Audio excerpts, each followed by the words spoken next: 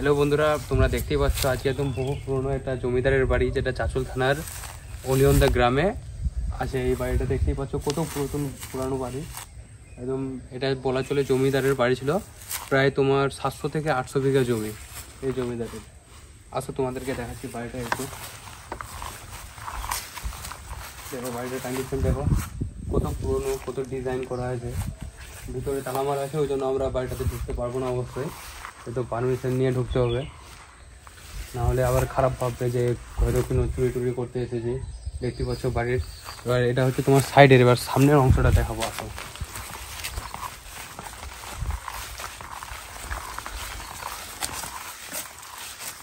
এটা হচ্ছে সামনের অংশ। তো মানে এখন কিছু বোঝা যাচ্ছে না, যেহেতু অনেক জঙ্গল টঙ্গল হয়ে গেছে, কেউ আসে না এখন। বহু পুরনো বাড়ি, যেহেতু এখানে সব কিছু আছে। তুমি বাড়ি টোটালি অনেকটা জায়গা নিয়ে আছে। এখানে একটা কুয়ো আছে, এগুলো আসতে ভালো লাগছে। সাপ টাপ চলে আসে আবার জঙ্গলে, না সাপ টাপ হবে কোনো গ্যারেন্টি নেই।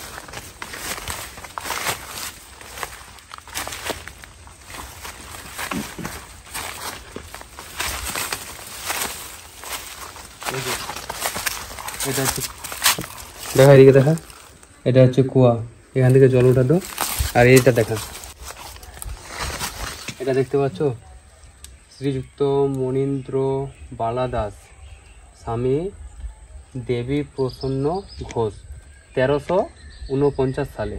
1349 সালে এই কুয়াটা তৈরি করানো হয়েছিল। তখন ওটা কুয়াটা দেখালাম। এখন দেখাচ্ছি তোমাকে 1949 সালে বাথরুমের কন্ডিশন কেমনি আছে। দেখো বাথরুমের কন্ডিশন দেখা, 1949 সালে দেখছো ছাদ, আবার বাথরুমের দেখা, বাথরুমটা দেখা, দেখো গোল্ড। তো ঠিক আছে গাইস, এরপরে আবার নেক্সট ভিডিওতে আসবো। এখনকার জন্য টাটা, বাই বাই।